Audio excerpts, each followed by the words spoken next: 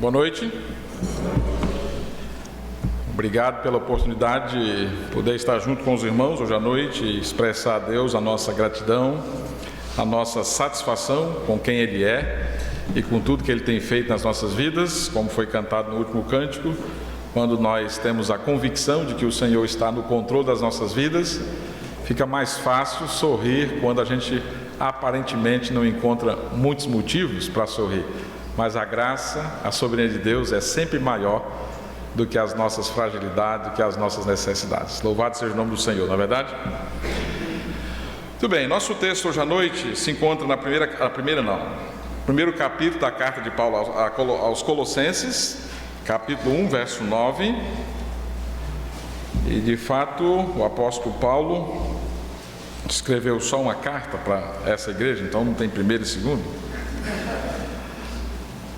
Tempo atrás eu estava folheando uma biblioteca de uma universidade e eu achei um estudo interessante de um sociólogo, e ele estava estudando o comportamento daquela cidade, naquela região, através do lixo.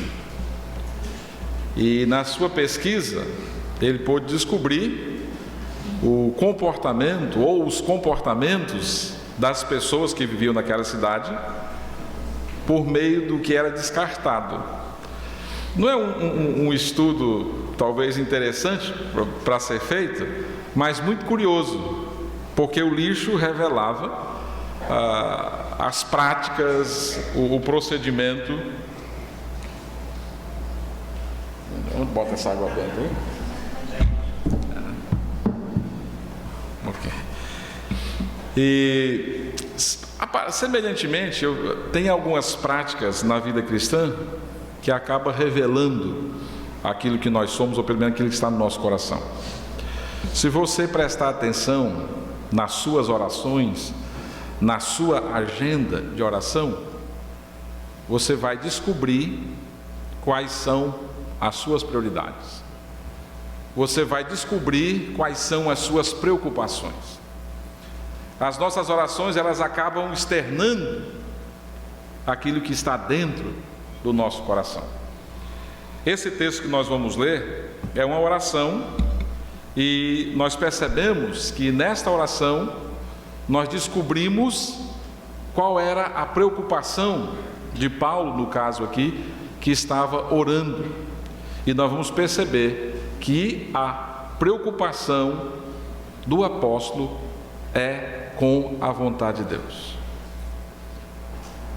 A prioridade do cristão deve ser conhecer e fazer a vontade de Deus.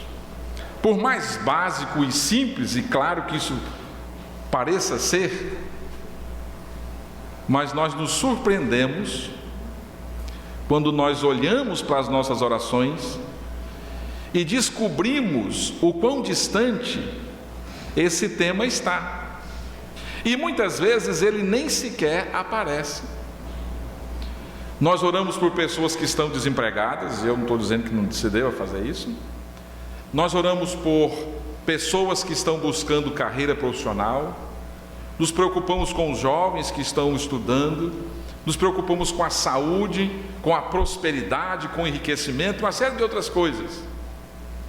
E nem sempre incluímos nas nossas orações conhecer e fazer a vontade de Deus.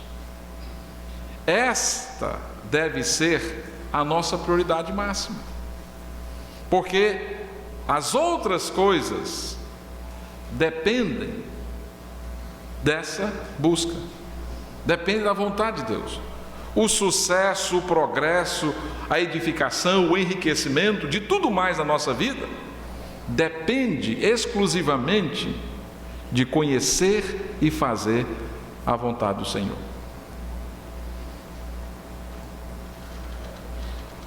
Usando de forma diferente, mas o que adianta? O que adiantaria ganhar o mundo inteiro e não fazer a vontade de Deus? Que valor tem em alcançarmos, conquistarmos o mundo, mas não sermos fiéis no conhecimento e na execução da vontade do Senhor? Que adianta? Leiamos a oração de Paulo, Colossenses capítulo 1, verso 9. Diz assim o texto bíblico: por esta razão, também nós, desde o dia em que o ouvimos, não cessamos de orar por vós e de pedir que transbordeis de pleno conhecimento da sua vontade, em toda a sabedoria e entendimento espiritual, a fim de viverdes de modo digno do Senhor, para o seu inteiro agrado, frutificando em toda boa obra e crescendo no pleno conhecimento de Deus, sendo fortalecidos com todo o poder, segundo a força da sua glória, em toda a perseverança e longanimidade, com alegria, dando graças ao Pai, que vos fez idôneos à parte que vos cabe da herança dos santos na luz. Vamos orar? Senhor Deus, nós queremos dar graças ao Senhor pela palavra deixada, revelada. Pedimos que o Senhor, por meio do Teu Espírito, possa nos iluminar e usar essa porção das Escrituras para nos encorajar, nos animar na busca da Tua vontade, crendo que somente realizando aquilo que Tu queres, nós seremos realizados plenamente. Em nome do Senhor Jesus. Amém. Observe esse texto, que ele nasceu no momento em que Paulo se encontrava preso em Roma, e não porque ele tivesse muito tempo, mas essas epístolas da prisão, elas são muito especiais. A carta que ele escreveu aos Efésios, Colossenses, Filemon e a carta aos Filipenses. E é interessante que a preocupação dele, mesmo estando preso, gira em torno de valores espirituais, dos valores do reino de Deus. E mesmo quando ele solicita que os irmãos intercedam por ele, ele não menciona as suas necessidades pessoais, ele não fala das suas privações, ele não está preocupado com ele mesmo.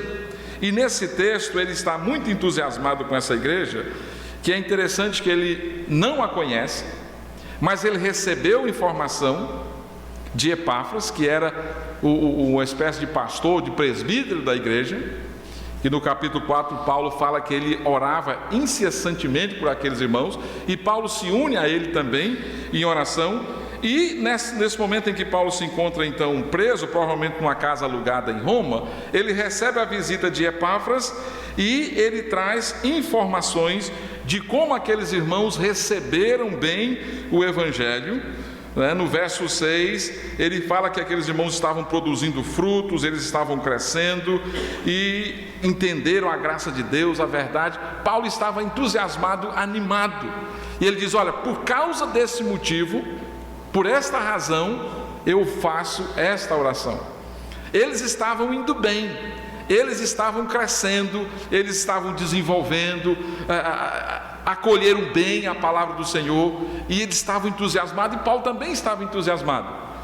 Geralmente a gente se preocupa em orar quando as coisas não estão bem, não é verdade? Quando tudo está difícil, parece sair do controle, a gente está perdendo a situação, o controle da situação, e nós começamos a nos desesperarmos. E aí o que nós fazemos? Nós oramos, ligamos para outras pessoas para participar junto conosco naqueles momentos de oração. Mas aqui Paulo faz pouco diferente. Aqueles irmãos estão indo bem, eles receberam bem a palavra, eles estão crescendo, eles estão frutificando, estão desenvolvendo a fé, estão crescendo na graça e no conhecimento do Senhor Jesus. E Paulo, por essa razão, ele se sente entusiasmado para orar em favor daqueles irmãos. E ele diz aqui: desde o dia em que ouvimos, não cessamos de orar. Primeiro, vamos lembrar que a oração na vida do apóstolo Paulo não era uma coisa circunstancial, era uma prática contínua. Ele não cessava de orar, ele não parava de interceder por aqueles irmãos. Era uma oração intercessória e contínua e constante. Então, todas as vezes que nós falamos da oração, nós precisamos lembrar da necessidade de sermos frequentes na prática da oração. Fazermos da oração, de fato, uma prática contínua e constante nas nossas vidas. E não limitarmos as orações às circunstâncias que estão fora do nosso controle ou não estão do jeito que nós gostaríamos que essas circunstâncias estivessem. No entanto, o apóstolo Paulo aqui, então, se coloca diante do Senhor e intercede por aqueles irmãos. E a oração dele tem um único pedido.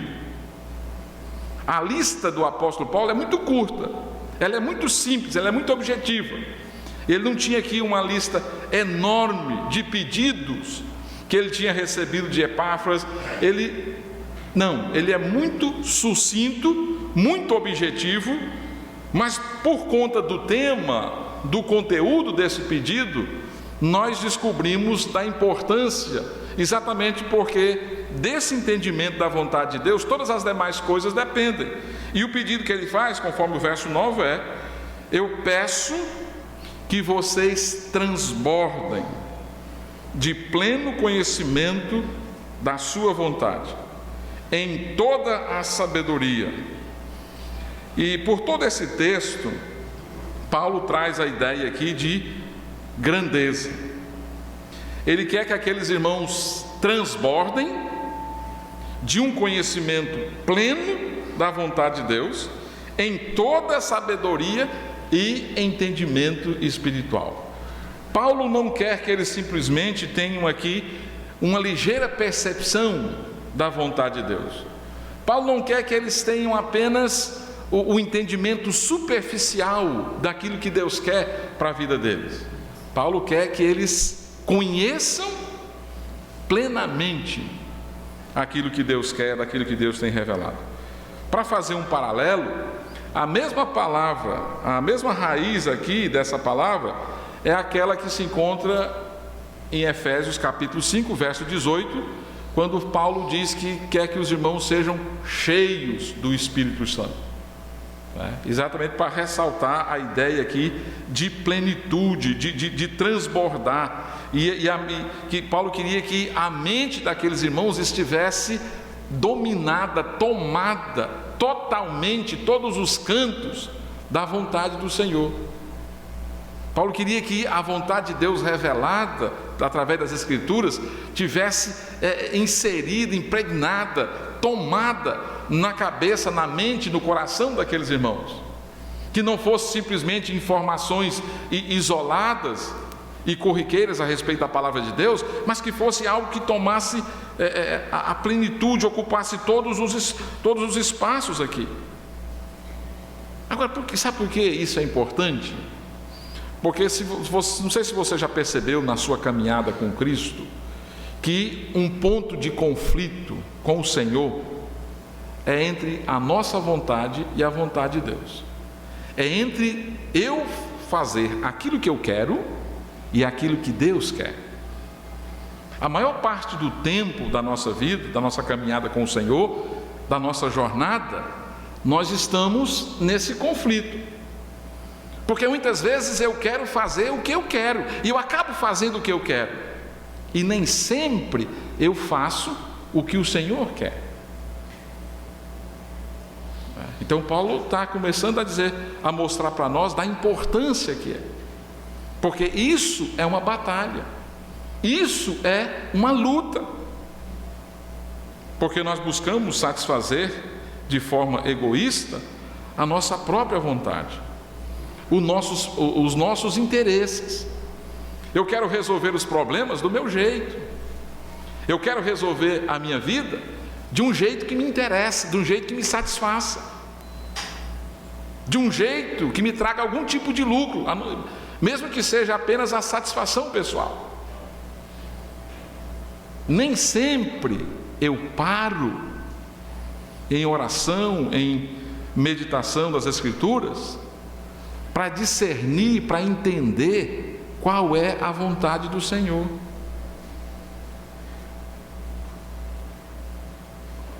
E nós sofremos por conta disso, porque a vontade de Deus é descrita como sendo boa, agradável e perfeita. E a minha, por outro lado, sempre suspeita.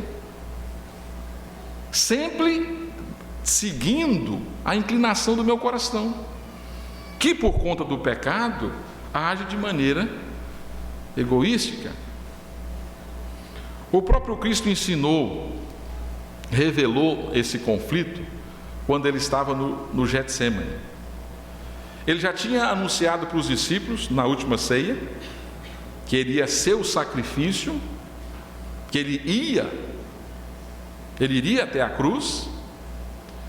Os discípulos se reuniram para participar da Páscoa, mas não tinha cordeiro, foi uma Páscoa diferente.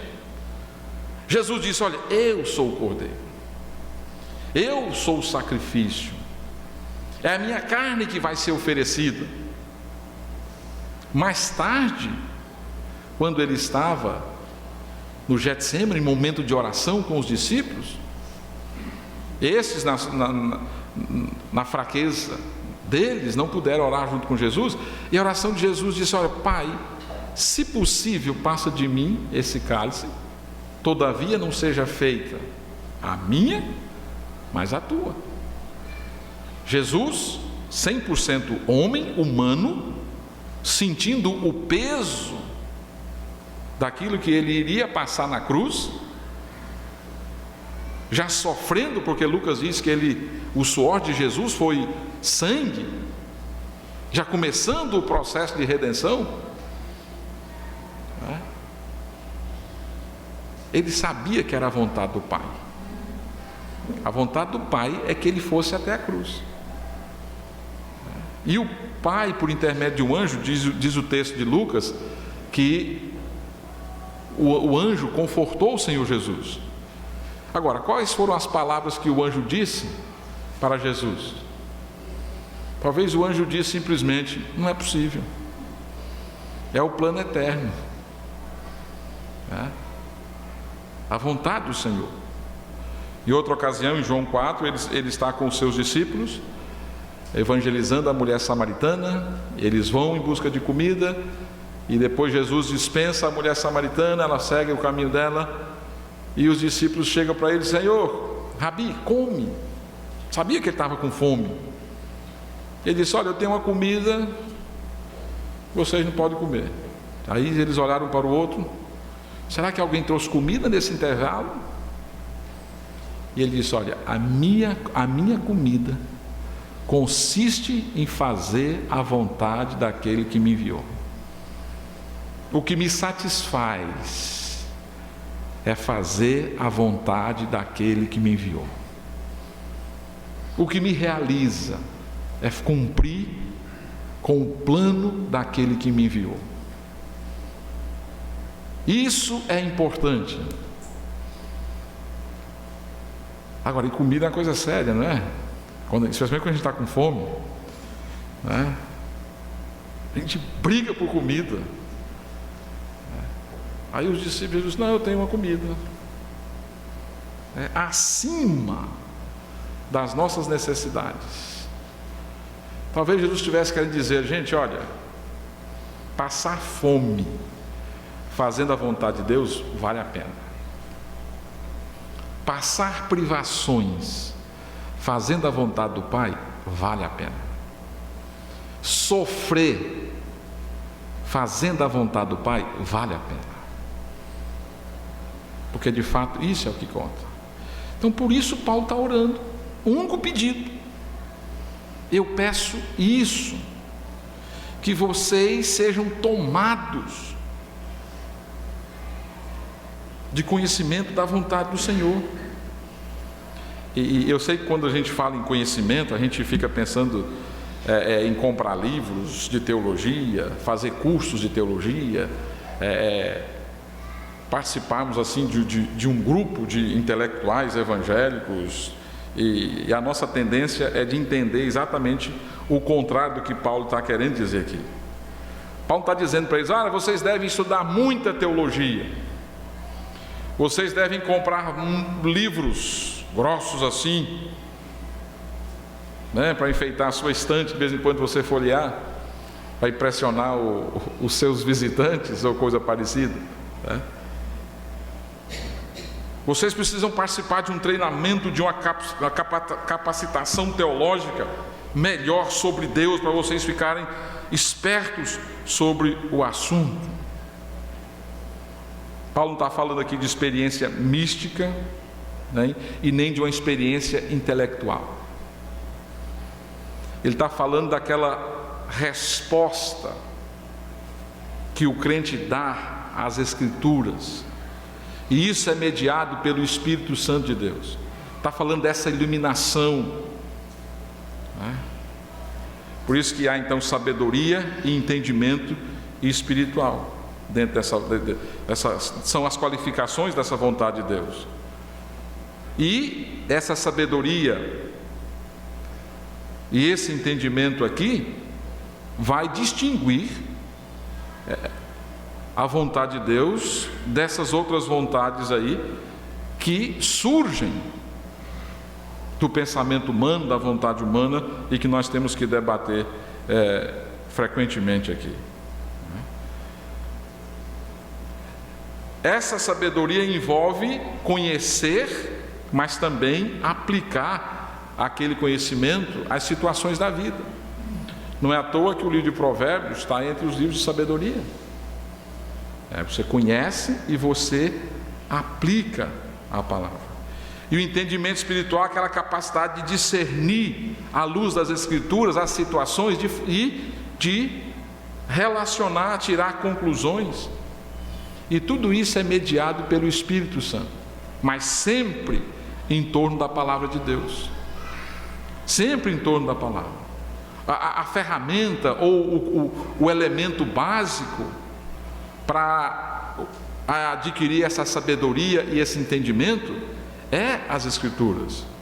Por isso, a gente sempre diz para os irmãos a importância de investir tempo no estudo das Escrituras, na leitura, na memorização.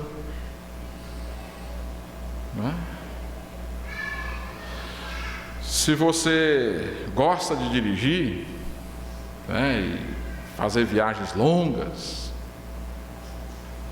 você precisa botar combustível, porque o seu prazer vai ser interrompido já se você não botar combustível. E você botando combustível no seu veículo, estando em boas condições, você vai fazer uma viagem muito agradável. Você vai ver paisagens lindas, dependendo do lugar que você vai.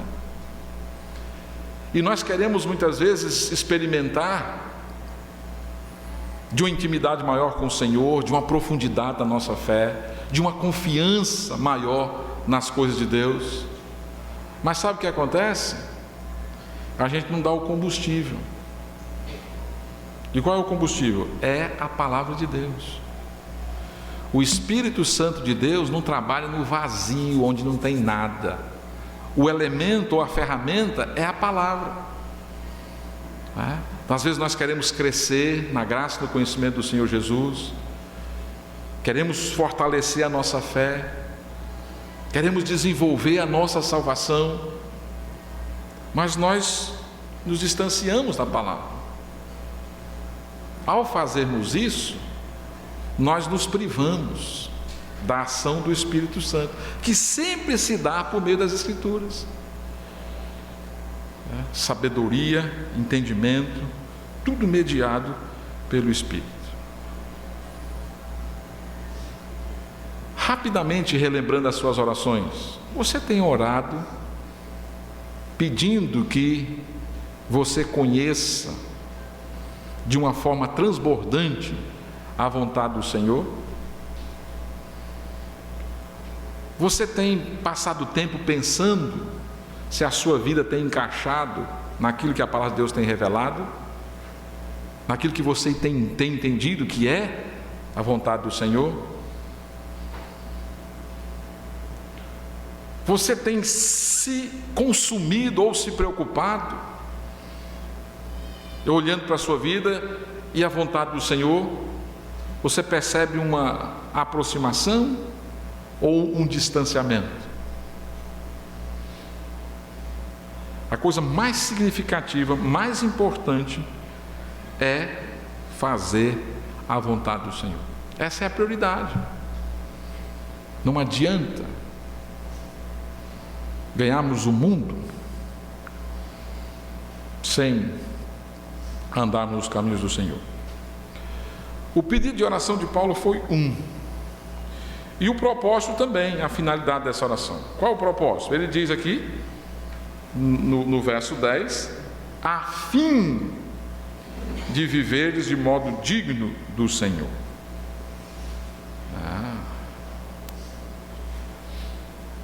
Paulo está preocupado aqui com o comportamento dos irmãos. Uma coisa leva a outra.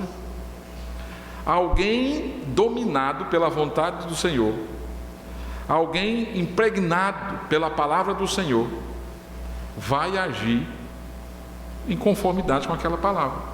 Alguém sem a palavra do Senhor, certamente a sua conduta, a sua ação vai ser diferente.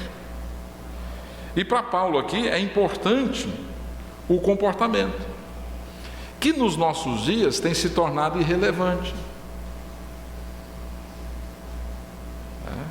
Há um discurso que muitas vezes diz assim: olha, Deus está interessado no coração. E isso para justificar outras práticas. Mas Paulo está dizendo aqui que as duas coisas caminham juntas. Ele quer que os irmãos transbordem de conhecimento da vontade, em pleno conhecimento da vontade do Senhor, mas para que eles tenham uma conduta coerente com o Senhor. E a ideia que Paulo usa aqui, a palavra que aparece aqui, desse viver de modo digno do Senhor, vai aparecer em Efésios capítulo 4, é a ideia de balança.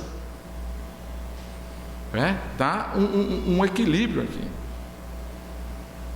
Aquelas balanças antigas de peso, que hoje é tudo digital. Quem conhece só balança digital, a figura que Paulo usa aqui não vai ser muito útil pensar, porque hoje a balança é fácil demais, precisa. Mas as balanças de peso é muito simples, Tem uma peça principal, tem 2 pratos, e você tem os pesos, 1 quilo, 2 quilos, e aí quando ela fica no equilíbrio, quando está desequilibrado, pende, não é assim? Ninguém viu isso não? É só que morei na roça. Eu visitava eu ia comprar queijo, é uma coisa rara para o mineiro fazer.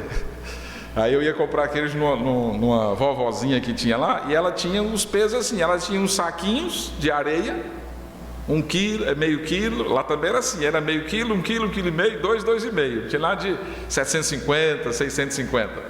E ela ia colocando, eu quero, o pai mandou buscar 2 quilos de queijo.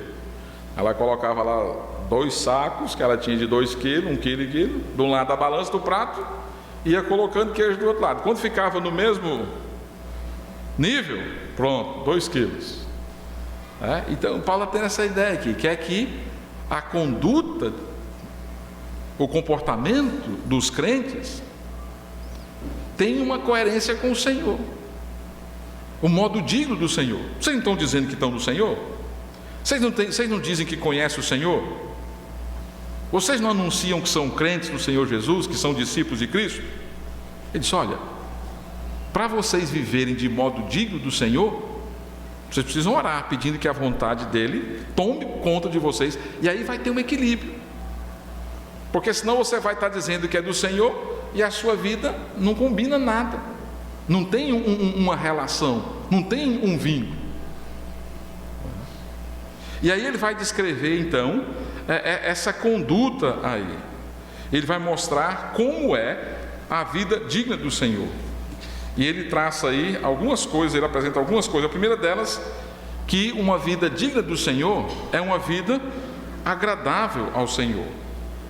No verso 10 ainda, para o seu inteiro agrado. Esse para aqui, então, indicando o propósito aqui. Então, uma vida digna do Senhor é uma vida que o agrada em tudo. É a pessoa vivendo com a perspectiva sempre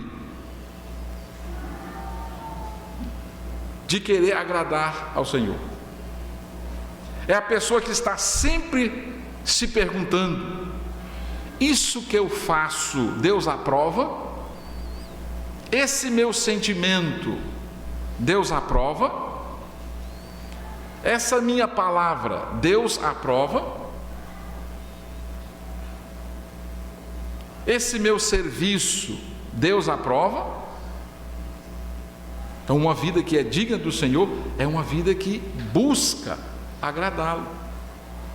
Estava conversando com um pastor recentemente, do Rio Grande do Sul, e ele disse que recebeu um irmão que crente há muitos anos, e aí numa conversa pessoal ele disse: olha, você tem que procurar fazer a vontade do Senhor, agradá-lo em tudo.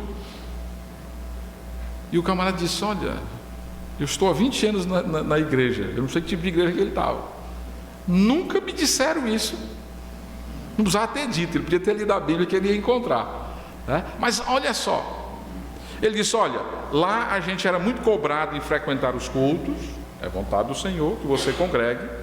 A gente era muito cobrado nas contribuições, muito cobrado em fazer evangelismo e fazer as visitas evangelísticas, mas ninguém nunca me disse que eu devia agradar o Senhor, né?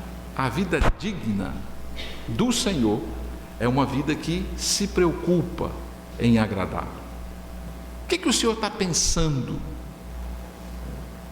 disso que eu estou falando, disso que eu estou pensando, disso que eu estou fazendo? Se preocupa, tem essa perspectiva, viver para agradar o Senhor.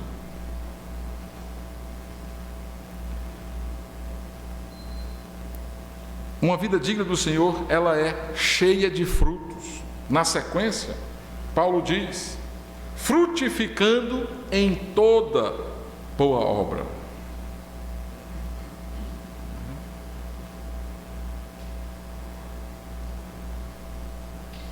Nós sabemos que a obra boa é realizada pelo Senhor.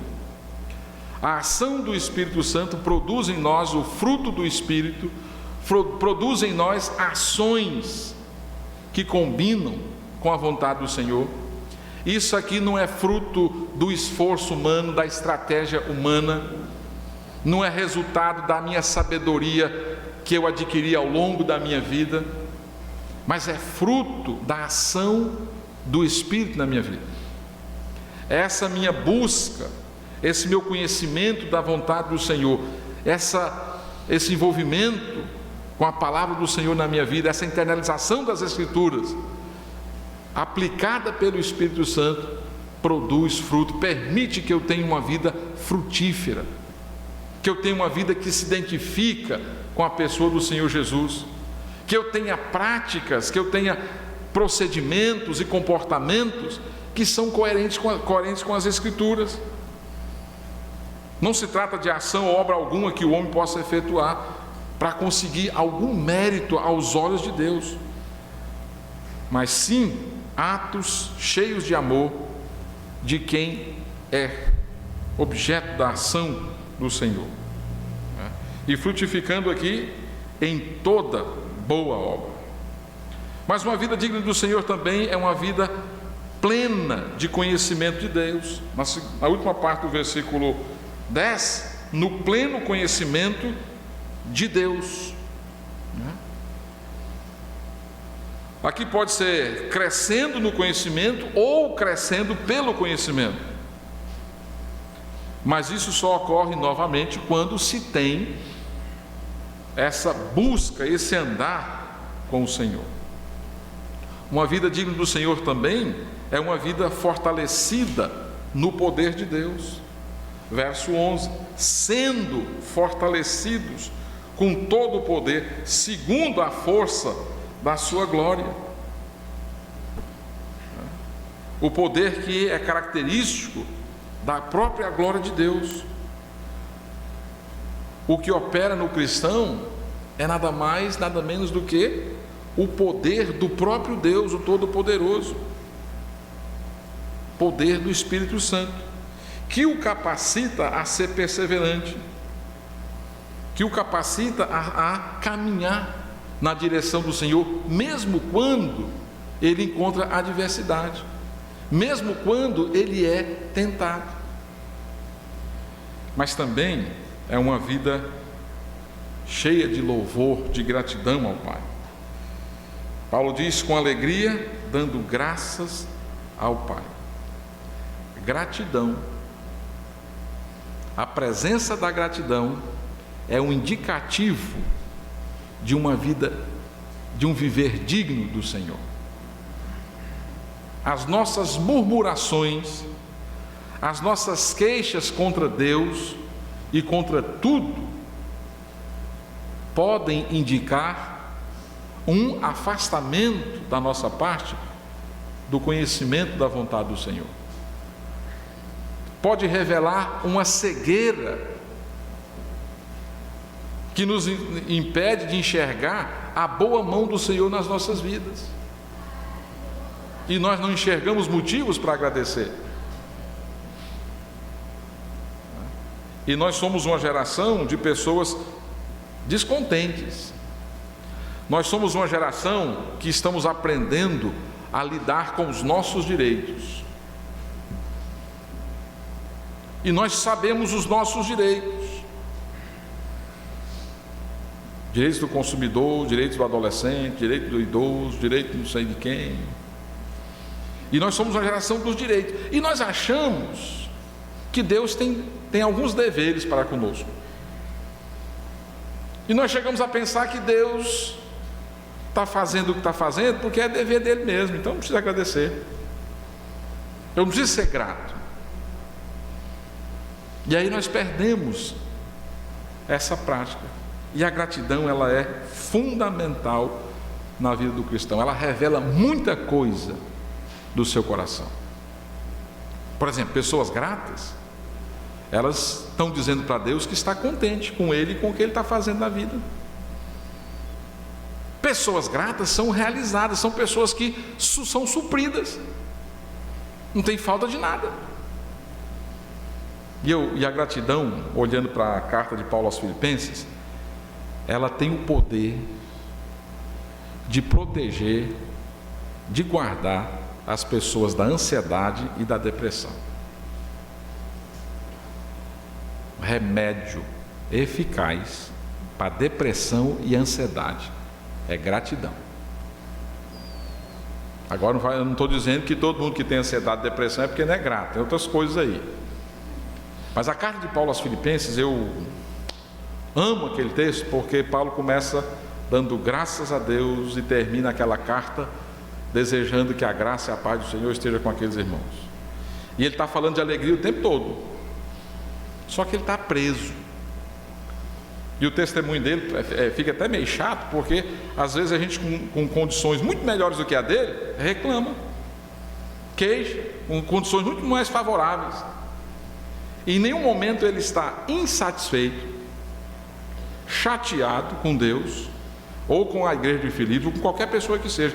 Mesmo que naquela época ele estava preso em Roma, e aí ele não podia pregar o evangelho como ele gostaria, aí tinha uma turma lá que achando que vamos piorar o sofrimento de Paulo aqui, nós vamos pregar o evangelho também. E eles foram pregar o evangelho. Não que Paulo estava dizendo que aquela motivação era correta daquilo que ele estava fazendo, mas ele poderia ter motivos para se sentir para baixo, arrasado. Eu estou servindo a Deus, abri mão de um monte de coisas, e olha o que deu. Estou aqui, ó. Tem um pessoal aí muito infiel, livre, gente mundana, próspera, nada disso, tranquilo, equilibrado. E ele dá uma aula de alegria e sobre ansiedade. No capítulo 4, quando ele vai falar da oração e da ansiedade, ele vai dar uma dica de especialista, testemunho. Versículo 6 do capítulo 4: não andeis ansiosos de coisa alguma, em tudo, porém, sejam conhecidas diante de Deus as vossas petições, pela oração e pela súplica, com ações de graça. Gratidão desarma depressão e ansiedade, e é uma evidência de uma vida digna do Senhor. Irmãos, priorize nas suas orações, na sua busca, conhecer e cumprir a vontade do Senhor.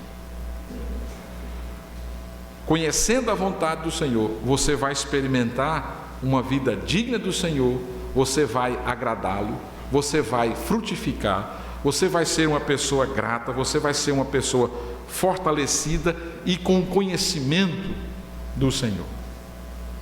Então gaste tempo, planeje a sua vida a partir da vontade do Senhor.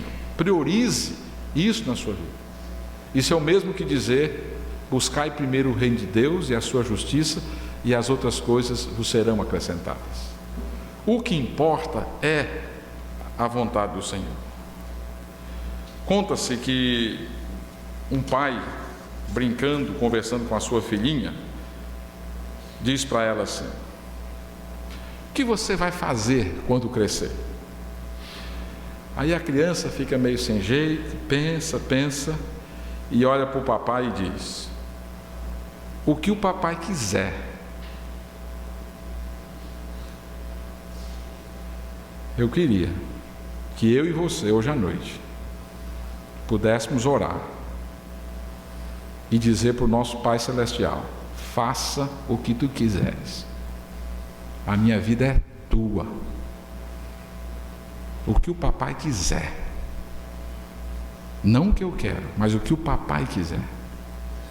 Vamos orar. Senhor Deus, nós queremos dar graças ao Senhor, porque a tua vontade é boa, é agradável e ela é perfeita. Nós reconhecemos as nossas limitações e muitas vezes as nossas insistências de querer fazer aquilo que nos agrada, aquilo que nós achamos que é melhor. Eu peço que o Senhor nos ajude, como servos do Senhor, mediante a ação do Teu Espírito, a compreendermos que o que é mais importante na nossa vida é conhecer e fazer a Tua vontade. E é nessa condição que nós vamos receber as bênçãos espirituais, que nós vamos ser guardados e protegidos por Ti. É nessa condição que nós vamos experimentar a plenitude da vida. Ajude-nos a termos a atitude daquela criança que olha para o pai e diz: papai, o que tu quiseres. Ó Deus amado, faça a tua vontade nas nossas vidas. Em nome do Senhor Jesus. Amém.